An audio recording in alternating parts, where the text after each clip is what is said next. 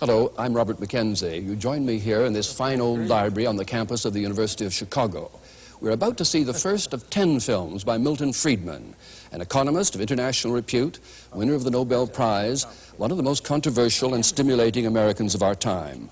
In the weeks that lie ahead, as Friedman's first major television series unfolds, the famous and influential men and women who will occupy those seats are going to have a lot to say about Friedman's view of the society in which we live today and his solutions for the ills of our time. For that's what the series is about, Milton Friedman's view of the way we live now and where we're headed. Now, like some people here, you may be appalled by his ideas. Like others, extremely enthusiastic about them. Whichever way it goes, I think you'll be fascinated by what Milton Friedman has to say.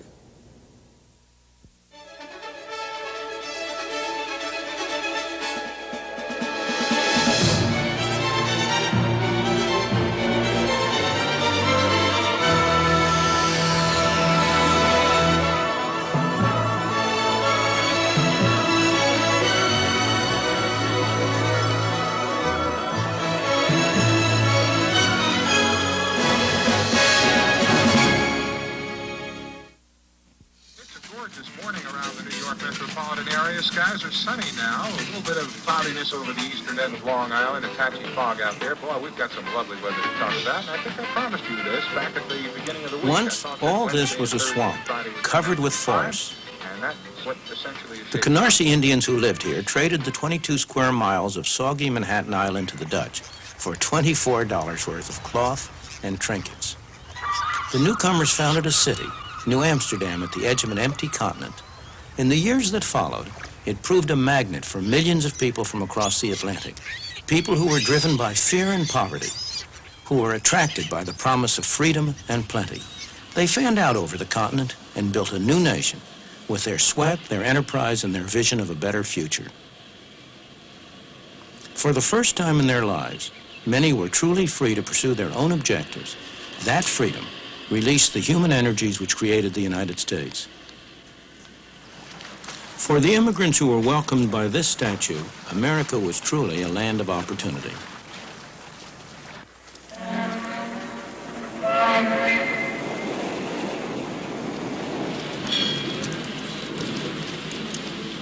They poured ashore in their best clothes, eager and expectant, carrying what little they owned. They were poor, but they all had a great deal of hope.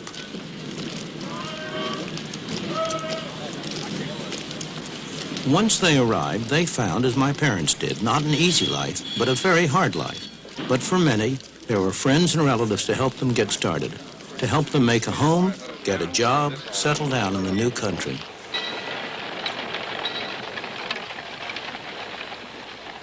There were many rewards for hard work, enterprise, and ability. Life was hard, but opportunity was real. There were few government programs to turn to and nobody expected them. But also, there were few rules and regulations. There were no licenses, no permits, no red tape to restrict them. They found, in fact, a free market, and most of them thrived on it. Many people still come to the United States driven by the same pressures and attracted by the same promise. You can find them in places like this. It's Chinatown in New York, one of the centers of the garment industry, a place where hundreds of thousands of newcomers have had their first taste of life in the new country. The people who live and work here are like the early settlers. They want to better their lot, and they're prepared to work hard to do so. Although I haven't often been in factories like this, it's all very familiar to me, because this is exactly the same kind of a factory that my mother worked in when she came to this country for the first time at the age of 14, almost 90 years ago. And if there had not been factories like this here then, at which she could have started to work and earned a little money, she wouldn't have been able to come. And if I existed at all, I'd be a Russian or a Hungarian today instead of American. Of course, she didn't stay here a long time. She stayed here while she learned the language, while she developed some feeling for the country, and gradually she was able to make a better life for herself. Similarly, the people who are here now, they are like my mother, mostly immigrants from a distant country. They came here because they liked it here better and had more opportunities. A place like this gives them a chance to get started. They're not going to stay here very long or forever. On the contrary, they and their children will make a better life for themselves as they take advantage of the opportunities that a free market provides to them.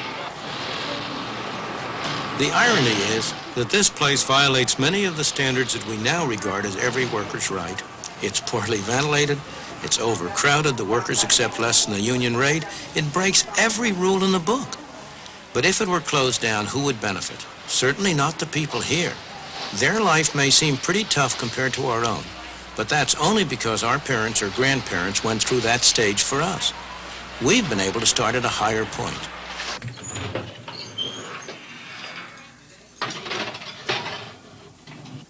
Frank Fazeli's father was 12 years old when he arrived all alone in the United States. He'd come from Sicily. That was 53 years ago.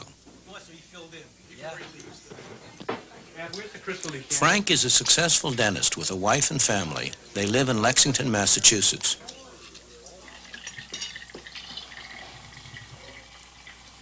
Fine, one bottle fills the whole decanter. There's no doubt in Frank's mind what freedom combined with opportunity meant to his father, and then to him, or what his Italian grandparents would think if they could see how he lives now. They would not believe what they would see, that a person could immigrate from a small island and make such success out of their life, because to them they were mostly related to the fields, working in the field as a peasant. My father came over, he made something for himself, and then he tried to build a family structure. Whatever he did was for his family. It was for a better life for his family. And I can always remember him telling me that, number one thing in life is you should get an education to become a professional person. Please don't eat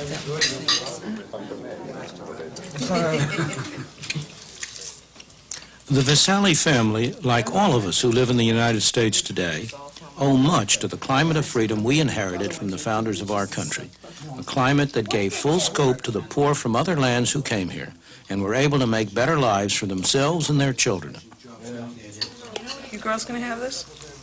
Yeah. You, Chris? I know you don't want the whipped cream. But in the past 50 years, we've been squandering that inheritance by allowing government to control more and more of our lives instead of relying on ourselves. We need to rediscover the old truths that the immigrants knew in their bones, what economic freedom is and the role it plays in preserving personal freedom.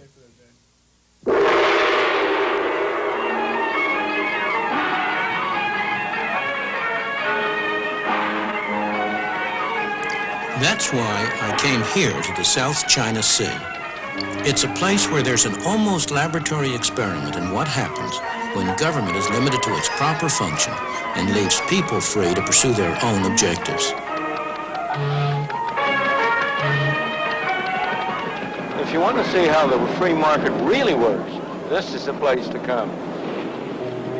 Hong Kong, a place with hardly any natural resources. About the only one you can name is a great harbor. Yet the absence of natural resources hasn't prevented rapid economic development.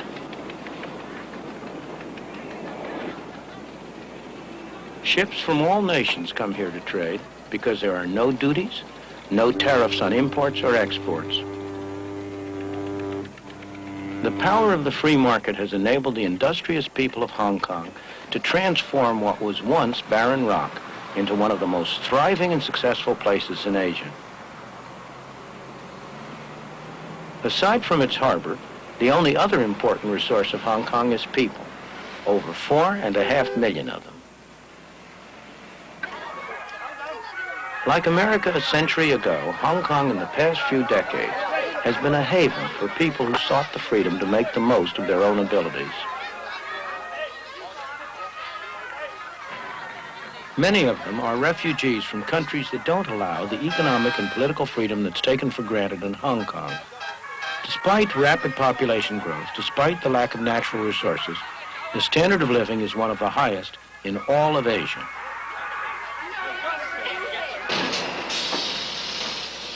People work hard, but Hong Kong's success is not based on the exploitation of workers. Wages in Hong Kong have gone up 4-fold since the war. And that's after allowing for inflation. The workers are free to work what hours they choose, free to move to other jobs if they wish. The market gives them that choice. It also determines what they make. You can be sure that somebody somewhere is willing to pay for these cheap plastic toys. Otherwise, they simply wouldn't be made.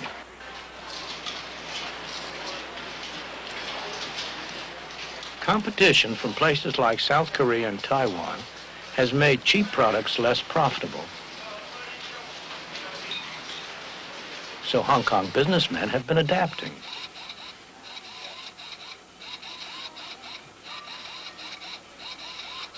They've been developing more sophisticated products and new technology that can match anything in the West or East. And their employees have been developing new skills.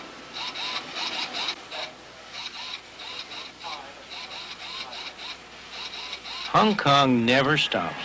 There's always some business to be done, some opportunity to be seized. It's long been a tourist center and a shopper's paradise, and it's now one of the business centers of the East. It's the ordinary people of Hong Kong who benefit from all this effort and enterprise.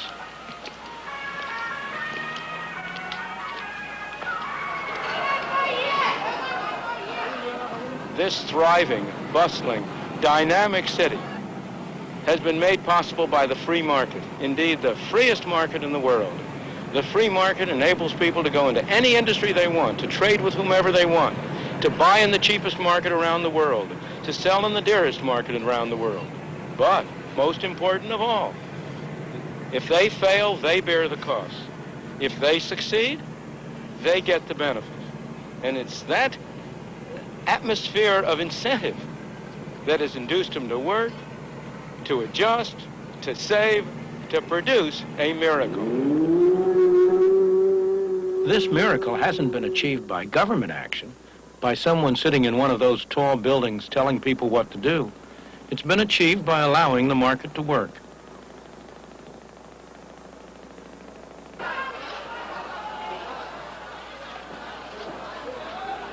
Walk down any street in Hong Kong and you'll see the impersonal forces of the market in operation.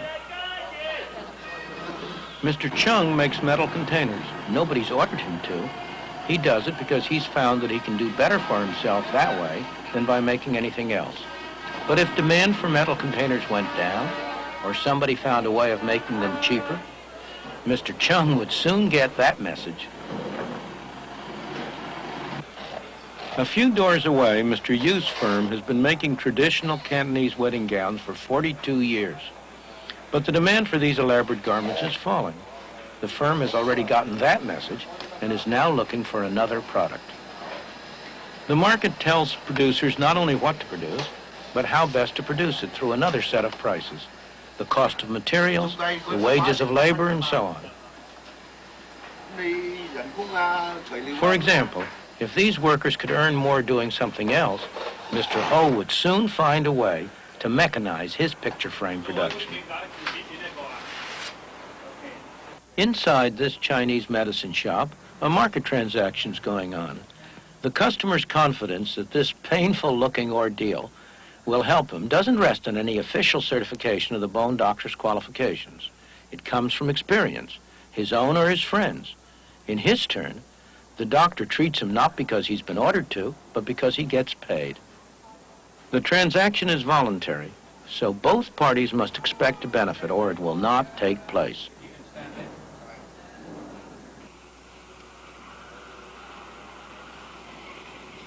Believe it or not, this backyard is the entrance to a factory.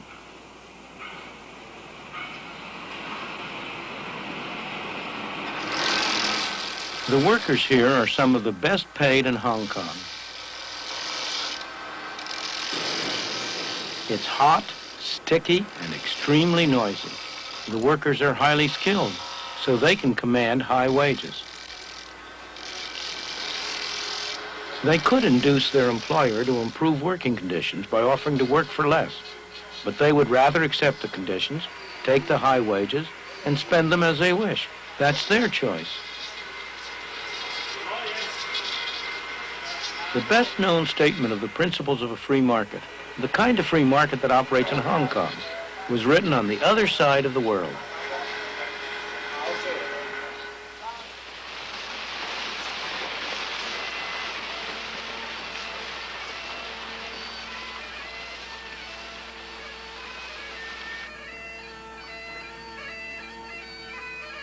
"200 years ago in Scotland, Adam Smith taught at the University of Glasgow.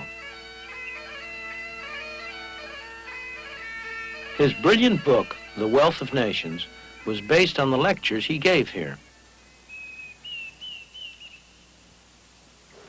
The basic principles underlying the free market, as Adam Smith taught them to his students in this university, are really very simple. Look at this lead pencil. There's not a single person in the world who could make this pencil. Remarkable statement? Not at all. The wood from which it's made, for all I know, comes from a tree that was cut down in the state of Washington. To cut down that tree, it took a saw. To make the saw, it took steel. To make the steel, it took iron ore. This black center, we call it lead, but it's really graphite, compressed graphite. I'm not sure where it comes from, but I think it comes from some mines in South America. This red top up here, the eraser, bit of rubber, probably comes from Malaya, where the rubber tree isn't even native. It was imported from South America by some businessmen with the help of the British government. This brass ferrule, I haven't the slightest idea where it came from, or the yellow paint, or the paint that made the black lines, or the glue that holds it together. Literally thousands of people cooperated to make this pencil. People who don't speak the same language, who practice different religions, who might hate one another if they ever met.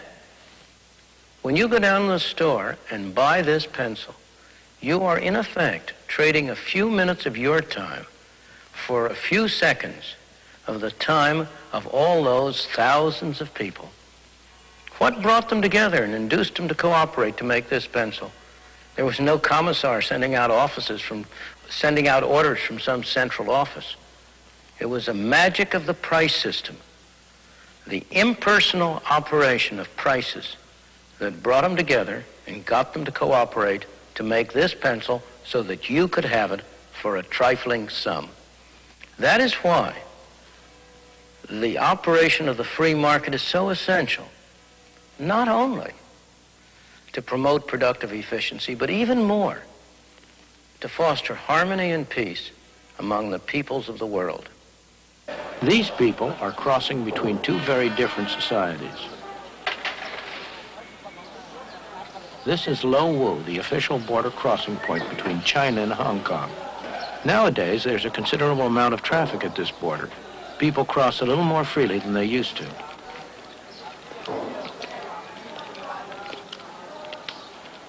Many people from Hong Kong trade in China, and the market has helped bring the two countries closer together.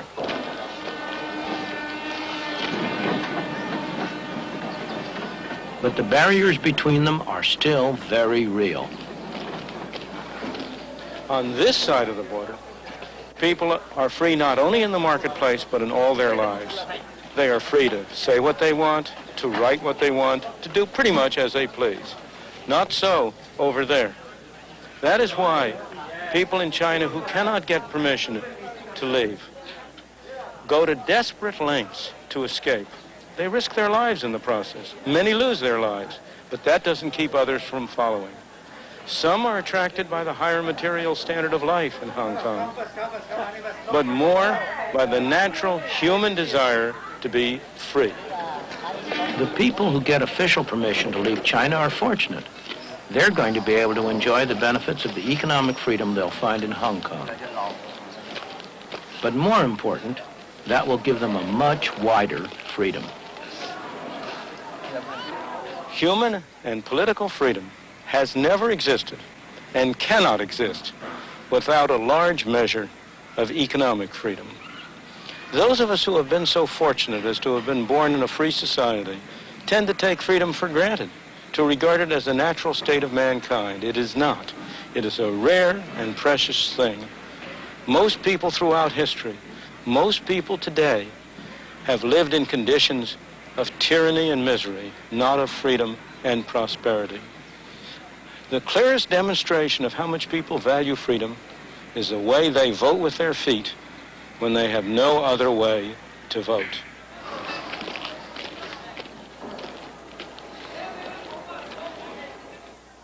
Of course, many of the people who pour into Hong Kong will end up in conditions that most of us in the West would find appalling.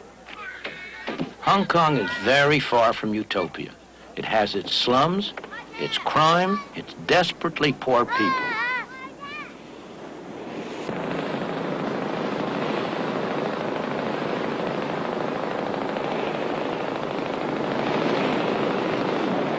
But the people are free.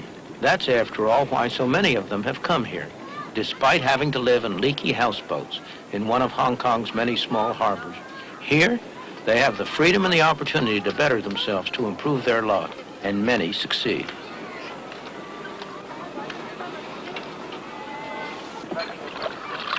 There's appalling poverty in Hong Kong, it's true, but the conditions of the people have been getting better over time. They're far better off now than they were when they first came across the border from China.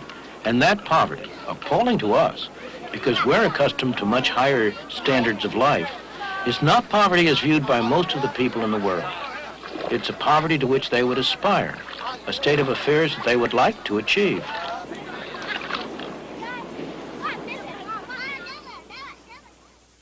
There is an enormous amount of poverty in the world everywhere.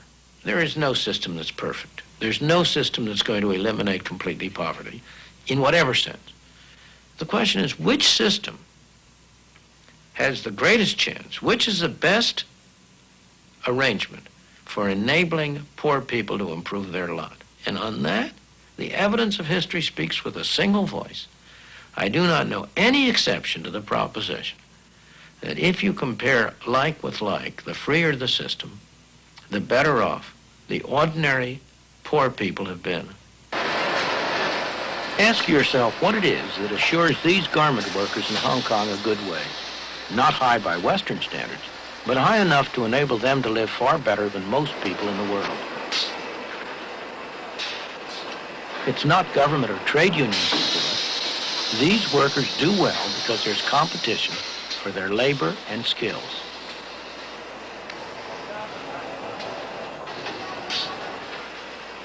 When a businessman faces trouble, a market threatens to disappear, or a new competitor arises, there are two things he can do. He can turn to the government for a tariff or a quota or some other restriction on competition, or he can adjust and adapt. In Hong Kong, the first option is closed. Hong Kong is too dependent on foreign trade so that the government has simply had to adopt a policy of complete non-interference. That's tough on some individuals, but it's extremely healthy for the society as a whole. Only the businessmen who can adapt, who are flexible and adjustable, survive, and they create good employment opportunities for the rest. The complete absence of tariffs or any other restrictions on trade is one of the main reasons why Hong Kong has been able to provide such a rapidly rising standard of life for its people. Even Communist China recognizes Hong Kong's success. It set up shop here and now accepts the universal symbol of capitalism. The Bank of China, the official bank of Communist China, is the largest bank in Hong Kong. There's no doubt that Communist China recognizes the power of the market. In all this, the government of Hong Kong has played an important part, not only by what it has done, but as much by what it has refrained from doing. It has made sure that laws are enforced and contracts honored. It has provided the conditions in which a free market can work. Most importantly, it has not tried to direct the economic activities of the colony.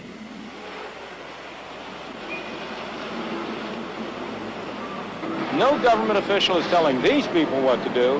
They're free to buy from whom they want, to sell to whom they want, to work for whom they want. Sometimes it looks like chaos, and so it is. but underneath it's highly organized by the impersonal forces of a free marketplace.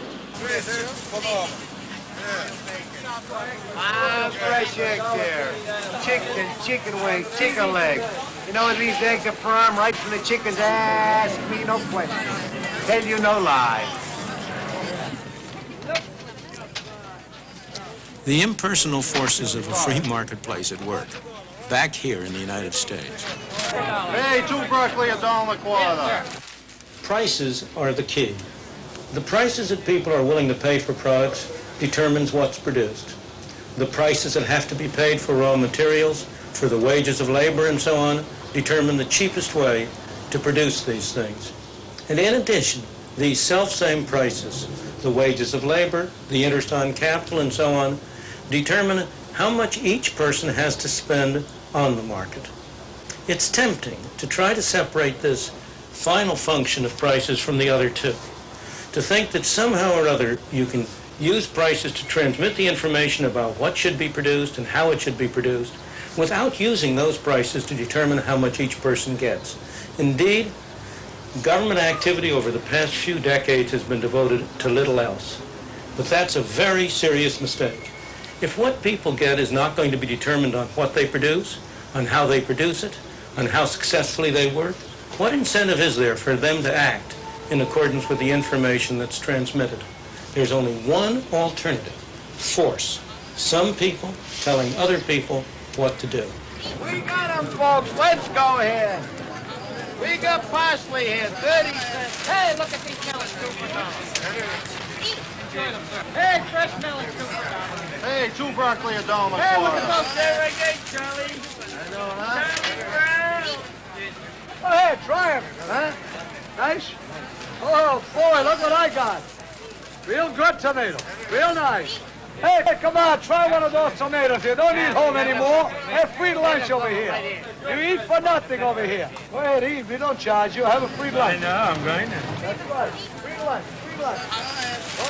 The fundamental principle of a free society is voluntary cooperation. The economic market, buying and selling, is one example, but it's only one example. Voluntary cooperation is far broader than that.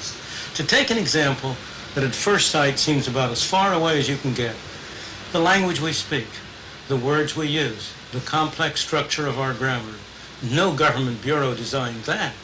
It arose out of the voluntary interactions of people seeking to communicate with one another.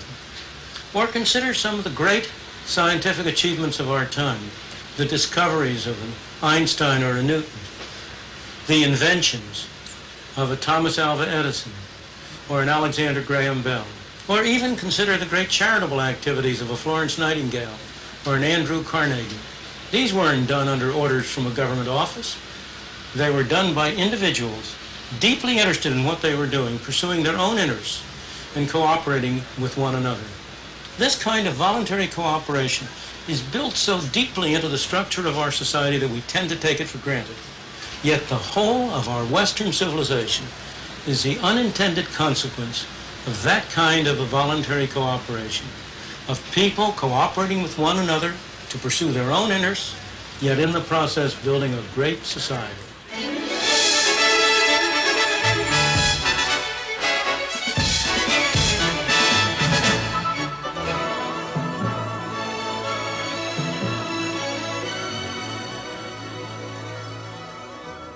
And here at the Harper Library in the University of Chicago, our distinguished guests have their own ideas too. So let's join them now. It seemed to me he was saying that the golden age for America, when it was truly a land of opportunity, was the late 19th, early 20th century. No regulations, no permits, no red tape. I would argue that the government played a decisive role in an enormous grant to the railroads in creating an American capitalist economy.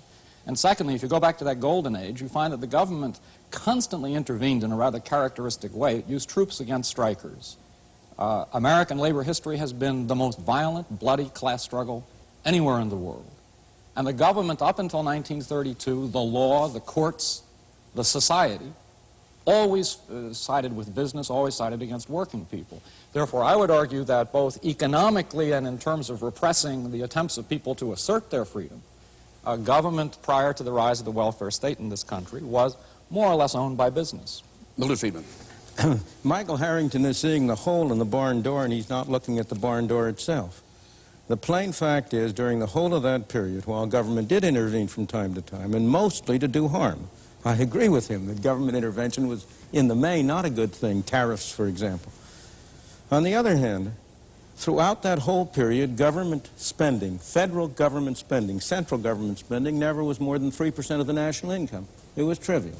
The land grants to the railroads were a minor factor. I don't approve of them. I'm not saying they were a good thing, but they were a very minor factor. One has to have a sense of proportion, and that goes to the whole discussion. I am not an anarchist.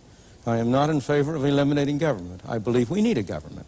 But we need a government that sets a framework and rules within which individuals, pursuing their own objectives, can work together and cooperate together. And they work together and cooperate together not only in economic areas. I want to hold you for a moment, though, to that golden age theory, that we were best when we were regulated least in the late 19th and early 20th century, because remember, the sweatshop analogy comes out of there, sure, when there was no attempt to restrict hours of work or to regulate working conditions. Now, is that a view you accept of that period?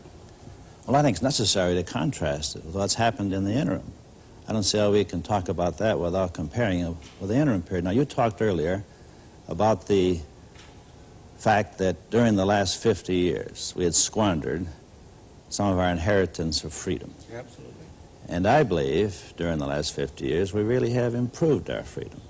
I spent over half that time working for one of the world's largest industrial companies, the DuPont Company, deeply involved with the launching of new ventures, and got to know the free enterprise system well and have a very healthy respect for it. But during that interval, and particularly during the last few years, and I've been more involved with government and with environmental matters, I have become convinced that our freedom was improved when the people are allowed to add to their freedom in the marketplace, the freedom for voting with their dollars in the marketplace, the freedom to vote with their ballots in the polling place, to put some restraints on the excesses of the marketplace, particularly when you're concerned with such things as the long-term impact on our health from the pollution of our environment, the introduction of carcinogenic materials, or the irradiation of our people with nuclear products. What about putting some restraints on the excesses of government? Hasn't that become an ever more serious problem? How is it that a government of the people, supposedly, does things which a very large fraction of the people would really prefer not to have done, such as overtax them, overgovern them, overregulate them? I think you're looking, again, at one side and not the other. And of course, I agree we have to look at what's happened in the interim. We're better off than we were 50 years ago. Never would deny that. But we stand on the shoulders of the people who went before. We have to look at how much they achieved from where they started. And that was a period in which you had the tremendous influx of immigrants from abroad, millions and millions and millions of them. When you opened up a new continent, when you had achievements. Milton, are you saying, though, that there's any sense in which you'd rather go back to those circumstances where there are no regulations of factory work, no hours, limitations on hours of work? Do you want to return to that, or do you just say that was a stepping stone to where we are now? It depends on what you mean by circumstances. I don't want to have to go back to using a horse and buggy instead of an automobile. But I would prefer to go back to the kinds of governmental regulations or absence of regulations, the greater degree of freedom which was given to individuals to pursue one activity or another, which prevailed then than which prevails now. I think that really our industrial leaders have been dragged into the future screaming. They resisted the child labor laws, they resisted Social Security, labor unions, and now the environmental movement. Once the government forced them to pay attention to those by the voting of the people on the ballot box and in the polling place, then the industrial leaders, business leaders, paid attention to those rules and have done a good job in most cases of abiding by them. Excuse me. Bob Galvin is an industrialist. Now, come on, is that a fair statement? Maybe the industrialists have a clearer view of history and its prospects. The most precious asset we possess is freedom. The easiest way to lose one's freedom is to go into receivership. And I mean economic receivership, because a receiver is a dictator. And to the degree that we employ the costs and the burdens of government that lead us in the direction of further debt, ultimate receivership, and then the political consequence of the imposition of the political dictator over the economic and the job and the living rights of the individual, but maybe the industrialist can see farther down the pike as to the consequence of all this. Michael Harrington? I just think that two things. One, to view freedom positively, I think people over 65 years of age in the United States today are freer now because of Medicare. I do not think that the freedom to die from the lack of medicine was a very good thing. Secondly, related to industrialists, I think that one of the startling things about American history is that when Franklin Roosevelt was saving the system from itself, the main beneficiaries were screaming bloody murder at him for being a traitor to his class, when he was in fact the salvation of that class. And I think therefore, if you look at our history, I do think you find a tremendous myopia on the part of industrialists, and you find that the positive increments to our freedom, interestingly enough, have not come from the college graduates, but often from people with, not from the best people. It's come from working people. It's come from poor people. It's come from blacks and Hispanics and the like. Milton, would you reply, but then tell us why you took us to Hong Kong to prove something? Sure. Unaccustomed as I am to agreeing with Michael Harrington, I will agree in part with what he's just said. I do not believe it's proper to put the situation in terms of industrialists versus government. On the contrary, one of the reasons why I am in favor of less government is because when you have more government, industrialists take it over. And the two together form a coalition against the ordinary worker and the ordinary consumer. I think business is a wonderful institution, provided it has to face competition in the marketplace, and it can't get away with something except by producing a better product at a lower cost. And that's why I don't want government to step in and help the business community. Now, I want to go to your question about Medicare. There are many people who have benefited from Medicare, but you're not looking at the cost side. What has happened to the people who are paying for it? It isn't, we don't have a free good. It isn't coming from nowhere. And are they benefiting from it in a cost-effective way? Those are the questions. It's demagoguery, if you'll pardon me, Michael Harrington, to say the people who have Medicare are freer. Of course, in one dimension. But they themselves have been paying all their lives. And have they gotten a good bargain? At the moment they have. The young men, the young working people who are going into Social Security now, they're going to get a very raw deal indeed. Milton, interestingly, on that point, people over 65 are paying more of their spendable income for medical care now than they were before Medicare was enacted. It's been not a very successful program. Government doesn't do things well. It doesn't do things well, and it hasn't done things well in Britain, in Canada, and the United States. Now, Milton, then you took us to Hong Kong on exactly that point. Right. That here, you said, was a true model of the market operating. Now, is that really a fair description of Hong Kong? At the moment, yes. It's not again, there aren't any such things as 100% one way and 100% the other. Everything is mixed, of course. Hong Kong has a government. It happens to be a government. In this case, there's no democracy in Hong Kong. It's run from Britain. It's a crown colony of Britain, and the British Governor General and so on, financial secretary, run it. But the situation in Hong Kong is that there is very little government regulation of industry. There's complete free trade. There are no tariffs. There are no export subsidies. There are no restrictions on the purchase and sale of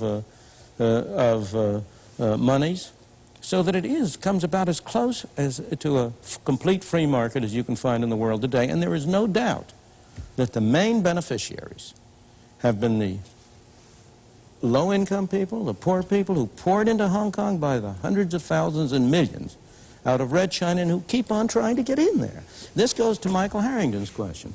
If an industrial system, if a free enterprise system is a system in which the poor are ground beneath the heels of these rapacious industrialists he's worried about, how would he explain the success in Hong Kong, the extent to which people continue to vote with their feet to go there? You're not asking us to make of the United States one gigantic Hong Kong or sweatshop or whatever you want to call it.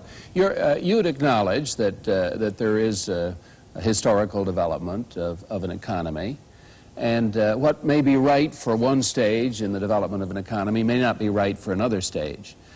Isn't the issue, where do we go from here? What pragmatic decisions do we make about the direction of the American economy? Should it be toward more and more government, or should it be trying to preserve an adequate balance between freedom of choice and government intervention?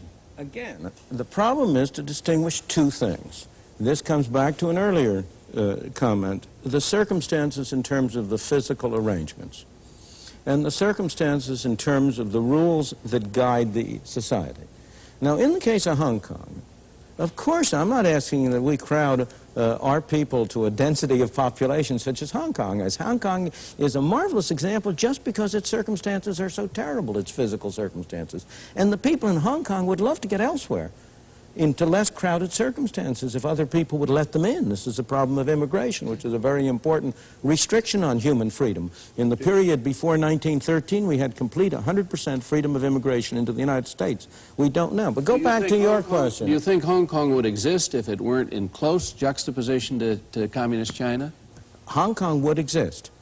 It is very dubious that it would have the policies it has now if it weren't in close juxtaposition to communist China. Well, now, but to answer your question directly, yes, I am in favor of the United States having not the circumstances, not the physical circumstances, but the policies that Hong Kong has had of zero tariffs, of complete free trade, of no restrictions on exports, no restrictions on monetary transactions, of a far greater degree of government, a far lesser degree of governmental regulation. I agree with what Russell Peterson said before, that there are third-party effects. There are things like pollution. The question is whether we're handling them in the right way, and I think we're not.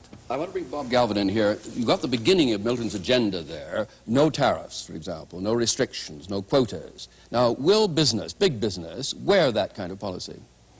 I think big business and all business could wear that kind of policy if we could find the appropriate balancing factor that in the rest of world trade, where we trade outside our border, and as others come in, we are required to trade against socialized institutions. That's a very different kind of an institution than the private institution. The private institution can clearly operate more efficiently if it is not imposed upon by an artificial price from the socialized institution across the seas.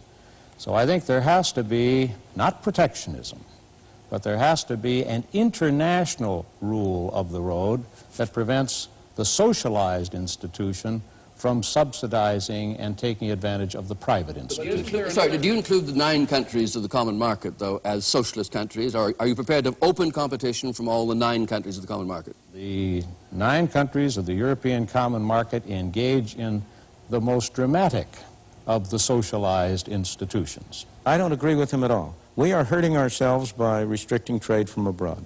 Other countries are hurting themselves and us by the measures you described. But we're only hurting ourselves even the more if we imitate them. I don't think, Dr. Friedman, that your mother would get a job sewing today in America if we had no tariffs at all. What would happen is there wouldn't be any sewing jobs in America. We'd be making nothing but computers. But then there would be some other kinds of jobs. Then she would get a job at a very low level in making computers. Yeah, although you do face the problem that you've had both a leading businessman and a leading conservative congressman not accepting your prescription of sweeping away restrictions. But of course, the 2 greatest enemies of, I would say, the greatest enemies of free enterprise and of freedom in the world have been, on the one hand, the industrialists, and on the other hand, most of my academic colleagues who end up in government. For opposite reasons. People like Michael Harrington and my academic colleagues want freedom for themselves. They want free speech, they want freedom to write, they want freedom to publish, to do research, but they don't want freedom for any of those awful businessmen. Now, the businessmen are very different. Every businessman wants freedom for somebody else, but he wants special privilege for himself. He wants a tariff from Congress. And the congressman, well, the way in which congressmen get elected is by performing favors to constituents. And if indeed you were to wipe out completely all tariffs, if you were to reduce government controls in this country to what they are now, I do not think that would be in the self-interest of even Barbara Conable, for whom I have the very greatest respect, or Bob Galvin, for whom I have the respect. I think it would be in the self-interest of Michael Harrington. Now let's ask what the American people want and will wear, because you're saying in effect that to get elected, the congressman is giving the people what they want. Now, aren't you saying in the end, then, the people don't want this or don't understand the advantage of it? I'm saying that my whole function and purpose is to try to persuade the people to make a different thing politically profitable. I'm trying to persuade the people to make it clear that congressmen who pursue these policies are going to lose their jobs. And if we do that, congressmen are pursuing their self-interest. They're in a market. There's a political market. They've got a product to sell, and they've got to appeal to their customers. And I am just engaging in the kind of advertising Mr. Galvin and other companies very experienced politician, Governor Peterson. The people decided that they wanted cool air. There was a tremendous need. And so we built a huge industry, the air conditioner industry. Hundreds of thousands of jobs, tremendous earnings opportunities, and nearly all of us now have air-conditioned homes and cars and offices. But then the people decided they wanted clean air, and they couldn't buy it in the marketplace. So they voted at the polling place. They got their elected representatives to go to the Congress and say, we are going to have clean air. Now, overnight there was a new market, and the free enterprise system responded to that. Now there's a big environmental industry making earnings, providing jobs, but also serving this public need to have the freedom to breathe clean air. You grossly underestimate the extent to which the private market is able to do it. It's not an accident that the air, before you had any of this legislation, the air and water were cleaner in the United States today than they were in the United States 100 years ago. You know, the automobile added one kind of pollution, but it eliminated a far worse kind of pollution. If you consider what the streets of New York would look like today if you were still transporting people by horse-drawn vehicles, you would have pollution on a scale that would stagger you. In the same way, it's not an accident that the air is cleaner and the water purer in those countries today that are the most advanced than they are in the backward country. It's not in Afghanistan that you find clean air and water. It's in the advanced countries. So the market is a very much more subtle mechanism than people give it credit for being. I would like to get this back to the real world, because in the real world, there is no possibility that American business, which is a welfare-dependent business system, is going to adopt these ideas. What these ideas function as in the real world is a rationalization for the myth of free enterprise, which disguises the fact of state capitalism, as an argument against social intervention in a society that does intervene on behalf of the steel industry very quickly. Finally, in terms of the American political process, I don't believe that the political process is so simple as having the people elect the government. The fact is that when a Jimmy Carter is elected president on a relatively liberal platform, he then has to win business confidence because of the control of the investment process by corporate power. And I think that fact, corporate power, rationalized by free enterprise myths, is the central problem of freedom in our time, and that's what has to be attacked. Before we come to Milton again... but I've got to comment on this, because I think we mustn't let words get in the way of what really is the case. I take it you think we don't have socialism. I would say to you that 46% of every corporation in this country is owned by the U.S. government. That's the corporate income tax. That means out of every dollar of profits that a corporation makes, 46 cents goes to the U.S. government. The actual tax is far higher than that because you tax that doubly when it comes to the individual. The extent to which corporations control their investment decisions has been increasingly reduced. The government is dictating what they spend their investment funds on in the name of pollution control and in the name of other things. It's a myth to suppose that there is some kind of a big corporate power over here. There was a time when corporations were more influential than they are now, but at the moment, I think they're a beleaguered minority rather than the dominant majority. But I'd like to take the others into this for a moment. What is the process for those of you who want to roll back the state or to push back governmental influence on the operation of the economy? Before we let Milton in on that, what would you do as an active politician, as another politician, and a businessman? Well, I personally think we ought to restrain the growth of government in the future by putting some sort of limit on government expenditures. I would like to see a constitutional amendment doing that. Otherwise, we're going to continue to have the government growing faster than the economy and thus pushing more and more of the gross national product through the tin horn of government. I think that's a mistake. It's a difficult thing to do.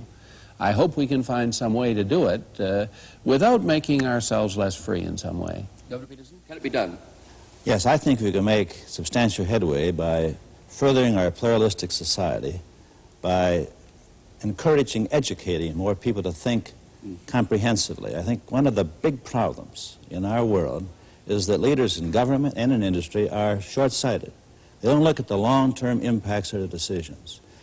And in a democracy such as ours, the power is with the people, just like the textbooks say.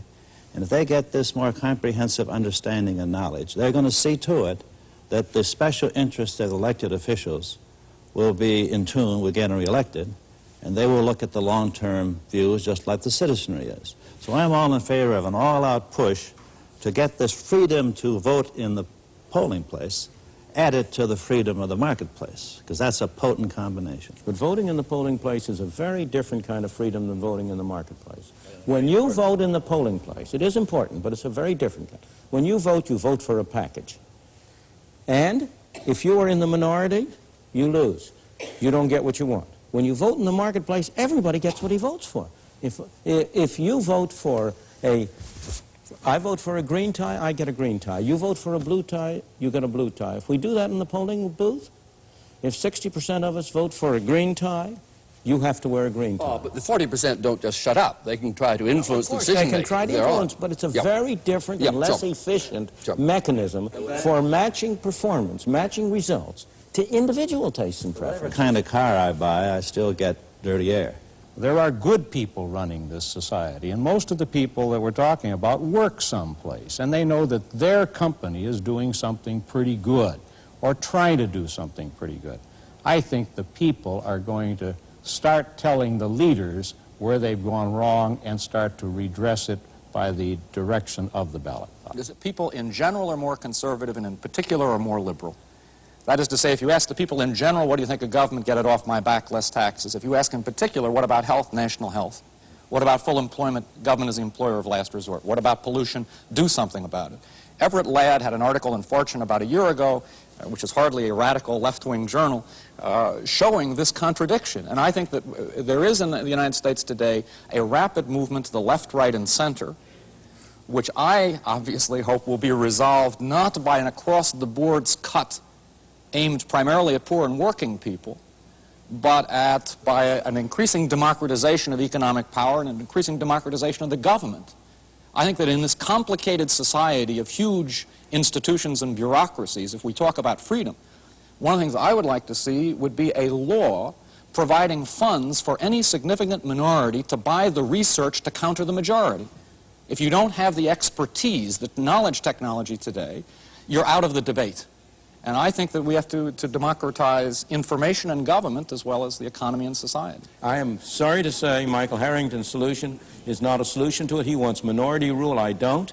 I want individual rule. I want human beings separately and individually to have control of their lives. I don't believe that a minority that differs with me should have the right to take money out of my pocket to research for them. They should go out and try to persuade people to contribute to them. I should be free to get people to contribute to me to present my ideas. But the idea of having some kind of an official government agency that is going to finance dissidents, in the first place, anybody who has any sense of realism about the way government operates at all will know that that'll end up in the hands of the majority and not the minority. But can government in this extremely interdependent, complex world economy which is developing, can you have a mystical belief in the invisible hand of Adam Smith? I happen to think that Adam Smith was one of the greatest intellectual figures in the history of the world, and that capitalism was one of the greatest advances that humankind has ever made. But precisely because I put this in historical context, capitalism, as a friend of mine by the name of Karl Marx predicted some time ago, has developed tremendous tendencies towards monopoly, concentration, multinational corporations, money supplies that are not controlled by the Federal Reserve Bank or even the President of the United States anymore. And to think that you can respond to this radically new environment by an 18th century solution, I think really comes down to an intellectual exercise whose practical political effect is to rationalize conservative power in America. This is a myth, a complete myth, that the development of an interdeveloped country in a more complicated world necessitates greater government intervention. Government intervention has not grown in those areas which arise out of the complexity and interdependence of the world. It's grown where? In taking money from some people and giving it to others. All I have to say is that government Dr. Friedman, has to live in the 20th century, much less the 19th or the 18th. But again... And we have to take society as it exists today and build on that. To me, the decisive thing at issue here is an essentially mythic, non-historical presentation of an abstract solution taken out of time, which does not look to the tremendous evolution of capitalist society, the tremendous interdependence of the world, the fact that we now have not only national economic planning, but at the Tokyo summit, and we have institutionalized international economic planning of the major industrial capitalist powers. And under those circumstances, granted the enormous achievement of Adam Smith, granted the enormous achievement of capitalist society, under this radically changed historical situation, to propose those classic old solutions, I think, is to propose something non-serious, which, however, does function seriously to rationalize conservative corporate economic and political power. The great achievements of the 19th century came by departing from the kind of system you now want to reimpose. You want to take us back to the 18th and 17th century when we had a corporate society, when we had government controlling things. The whole issue is what somebody is proposing in the 20th and the 19th and the 18th. The whole issue is, what is the right thing to do? What is the best way in which we can widen our opportunities, preserve our freedom, maintain our prosperity? And it seems to me the kind of solutions you would propose involve more of the same, more of the measures that have failed over and over again to achieve the objectives. Well, we leave the debate for there this week, and we hope you'll join us again the next edition of Free to Choose.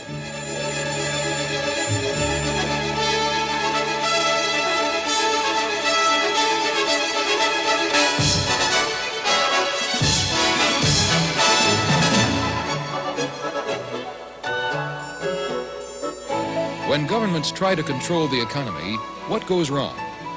Milton Friedman looks at modern governments in action, in Britain, in India, and here in the United States. Don't miss his stark and realistic assessment of the real world we live in. Free to Choose, next week.